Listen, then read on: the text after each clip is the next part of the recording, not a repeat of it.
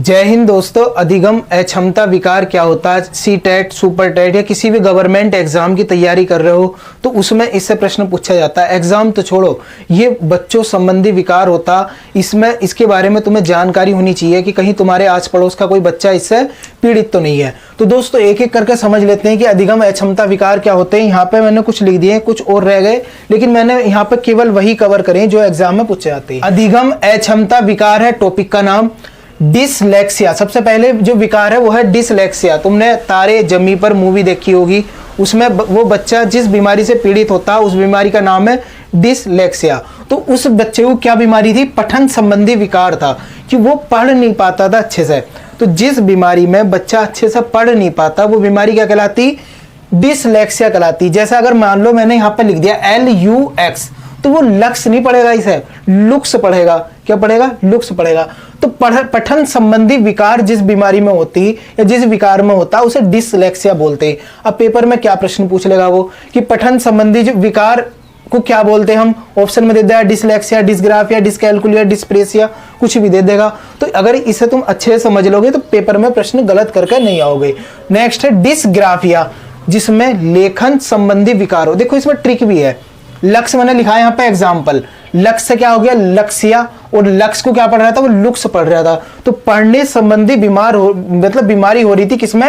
Dyslexia में। Next है dysgraphia, जिसमें लेखन संबंधी विकार हो, जिसमें लिखने संबंधी विकार हो, उसे क्या बोलते हैं? डिसग्राफिया बोलते हैं।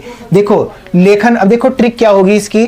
जब हम लिखते हैं, ग्राफ बनाते हैं, ऐसे ग्राफ बनाते हैं ना, ऐसे करके या ऐसे ऐसे ग्राफ बनाते हैं, तो ग्राफ कैसे बनाते हैं? हम लिख कर बनाते हैं। तो जिसमें लिखने संबंधी विकार होता उसे क्या बोलते हैं? हम डिसग्राफिया बोलते हैं। मान लो कोई बच्चा ऐसा है जिसे कैलकुलेशन करने में दिक्कत है, गणित से संबंधित उसके अंदर विकार है, सही से सवाल नहीं कर पाता, सही से समझ नहीं पाता गणित को, तो उसे कौन सा विकार होगा? डिसकैलकुलिया। अगेन मैं तुमसे फिर से बता दूं, पेपर में यही प्रश्न पूछा जाएगा कि गणना संबंधी विकार किसे बोलते हैं? तो डिसग्राफिया दे देगा, डिसकैलकुलिया दे देगा, और 2-3 ऑप्शन दे देगा। तो ज्यादा कंफ्यूजन नहीं रखना। गणना संबंधी विकार, गणना क्या करते हैं हम? कैलकुलेशन बोलते हैं गणना को। तो कैलकुलेशन में दिक्कत किस बीमारी में होती है? डिसकैलकुलिया में। नेक्स्ट है डिस्प्रेक्सिया। डिस्प्रेक्सिया में क्या होता? मोटर संबंधी विकार होता। बच्चा क्या करता? जैसे साइकिल सीखने से हिचकिचाता। कुछ लोग होते देखे होंगे तुमने, अभी भी पैदल जाना पसंद करेंगे, ना तो साइकिल चलाना पसंद करते और ना ही बाइक सीखना पसंद करते, क्योंकि मोटर संबंधी विकार उनके दिमाग में। देखो ये सारे जो विकार है ना, ये दिमाग से संबंधित है। इनका कोई परमानेंटली ऐसा कोई दवाई नहीं कि वो दवाई खा लो इलाज हो जाएगा, ऐसा कोई दवाई इसके लिए बनी नहीं। इसे केवल और केवल धीरे धीरे करके स्टेप बाय स्टेप सुधारा जा सकता और इस बीमारी को खत्म करा जा सकता, चाहे कोई सी बीमारी हो। तो मोटर संबंधी विकार किसमें आता है? डिस्प्रेक्सिया में। नेक्स्ट है डिस्थीमिया। आजकल ये बीमारी बहुत ज्यादा चल रही है, डिस्थीमिया।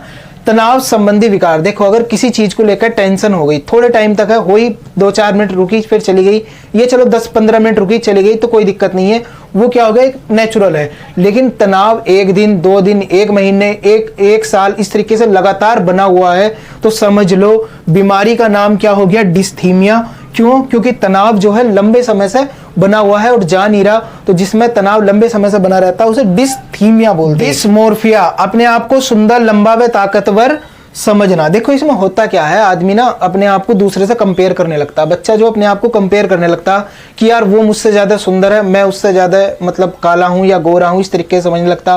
वो मुझसे ज्यादा ताकतवर है, मैं उससे ज्यादा कमजोर हूं, मैं उससे ज्यादा लंबा हूं, वो मेरे से ज्यादा छोटा, इस तरीके से कंपेयर करने लगता। तुमने एक गाना सुना होगा कि मैं इतनी सुंदर हूं, मैं क्या करूं क्या करूं क्या करूं। उससे बोलो कि तू कुछ मत कर, तू डिसमोर्फिया बीमारी से पीड़ित है, जाकर अपना इलाज करा।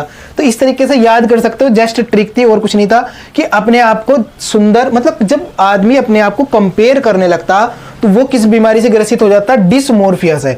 कि भाई ये ज्यादा सुंदर है, मैं कुरूप हूं, या मैं सुंदर हूं वो मतलब बेकार है, मैं लंबा हूं वो छोटा है, मैं ताकतवर हूं वो कमजोर है। इस तरीके से जब कंपेयर करता है तो उसे क्या बोलते हैं? डिसमोर्फिया बोलते हैं। नेक्स्ट है अफेजिया, भाषा संप्रेषण संबंधी विकार। कम्युनिकेट करने में दिक्कत आती, भाषा को एक दूसरे से बातचीत करने में दिक्कत आती, तो उसे क्या बोलते हैं? हम अफेजिया बीमारी बोलते हैं। क्या बोलते हैं? अफेजिया। क्योंकि इसमें भाषा संप्रेषण संबंधी विकार होती है, एक दूसरे से बातचीत करने में दिक्कत होती है। नेक्स्ट है डिमेंशिया। देखो अगर कोई बच्चा है, अगर वो स्मरण शक्ति उसकी कमजोर है, बहुत ज़्यादा कमजोर है, कुछ भी अभी 2 मिनट का पहले भी याद नहीं रख पा रहा, ये आधे घंटे पहले का भी याद नहीं रख पा रहा वो, या तर्क नहीं कर पाता, तो समझ लो वो किस बीमारी से ग्रसित है, वो है डिमेंशिया से। अगर मैं हूं, अगर मेरी स्मरण शक्ति कमजोर है और मैं तर्क नहीं कर पाता, तो मैं किस बीमारी से ग्रसित कहलाऊंगा? डिमेंशिया से। नेक्स्ट है बुलिमिया। बुलिमिया क्या होता है? भोजन ग्रहण प्रवृत्ति संबंधित विकार होता है, इसमें भोजन से संबंधित विकार कहलाता। तो ये ज्यादा तो नहीं पूछा जाता, ये वाले ज्यादा पूछे जाते हैं ऊपर वाले, तो इन्हें एक एक करके अच्छे से समझ लेना कि डिसलेक्सिया क्या है, डिसग्राफिया क्या है, dyscalculia, dyspraxia, dysthymia, dysmorphia, aphasia, dementia और बुलिमिया क्या है। तो आई होप तुम समझ गए होंगे। कुछ भी अगर तुम्हारे मन में डाउट हो तो कमेंट बॉक्स ओपन है, कमेंट करके मालूम कर सकते हो।